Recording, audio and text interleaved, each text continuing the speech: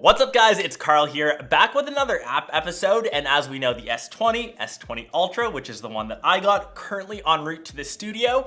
Thought I'd hook you guys up though with another app video, some of the best apps that you can currently get for your S20, or if you're just on Team Android, some of the best apps to download in 2020. And this applies across all of my devices, iOS included. I keep my homepage very minimal. I just have the weather, a search bar, and just the main apps at the bottom. Scrolling over, you'll see the top list highlights. Those are the main social media apps that I think everyone uses. Instagram, Twitter, I'm on those things, I think 4 to 5 hours a day. But I wanted to ask if anyone uses Byte, which is kind of the recreation of Vine. I think it is the same founding member. But I know so many people on TikTok, I still haven't made the jump over. If you guys think it's worth it, I can create accounts on both. Just let me know. The next row, we're gonna go through some games, and I'm sure everyone has seen all the ads for Raid Shadow Legends. They hit me up too, I got suckered in.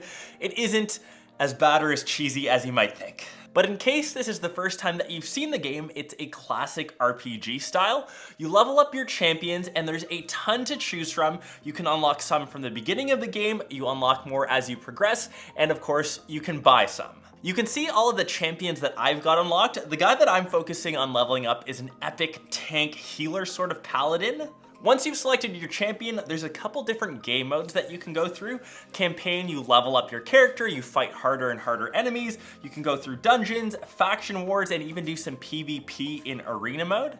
It's been pretty dope to play on my end, and if you're super hardcore, you can also link up on PC and play the same game with the same characters. So if you check the link down below, you'll get 100,000 free silver coins, as well as the champion Hexweaver, only for new players and only for the next 30 days.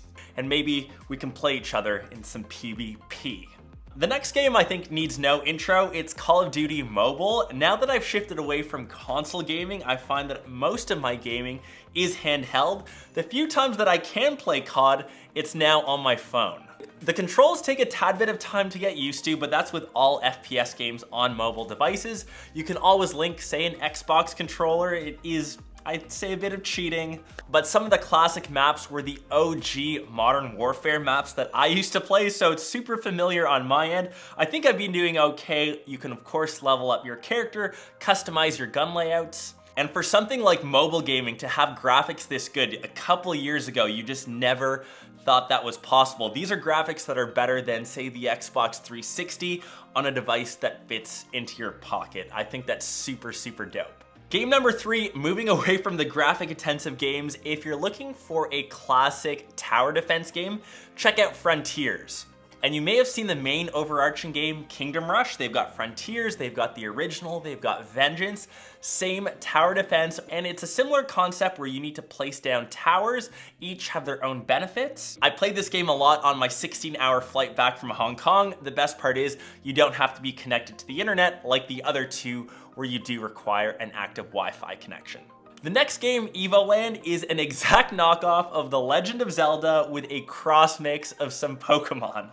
Graphics are pretty old school, 16-bit. You're going through an adventure just like Zelda, you're unlocking different levels, but you also do encounter enemies that you face in turnstile-based games, just like Pokemon. So like I said, it's the exact mixture. It's, I think, $2, and if you're into retro games, that could be maybe your fix. Speaking of Pokemon, there is the new Pokemon Home game. If you're big into the Nintendo Switch game or play Pokemon Go, this is their new centralized hub where you can view all of your Pokemon. So you do have to link your Nintendo account. You can see all of the Pokemon that you've caught in one place. Switching on over to some financial and investment apps, and I know a ton of you have asked questions what I do to manage, I guess, my finances in my portfolios. The first one is Best Brokers. For anyone that doesn't have any experience in trading stocks, which I do for maybe 10-20% of my money, this is one of the best places to start. It's a virtual stock trading site. Get used to seeing how stocks fluctuate, maybe try your luck on some high-risk stocks, medium and low. Diversify your portfolio, try it out. You start with $25,000, so if you want, you can even buy into Tesla. The second financial app, Wealth Simple, is a low-risk option where I keep keep around 15 to 20% of my money. You can bring in money from your existing bank. So if you want to start off with something small like 100 or 500 bucks, then you can select your risk level in which you want to invest. I'll generally recommend a balanced option for people just getting into investing. You can see the different companies that Wealthsimple invest into and where your money's actually going. The next app is called Forest, and it's a productivity app that makes you focus on a specific task. I use it in two different ways. The first is to, of course, be efficient, to stay focused on one task. When you do start that task, you can plant a tree. If you stay true to that task and don't deviate, you don't browse the net, you don't check social media, your tree successfully plants. You're only accountable to yourself.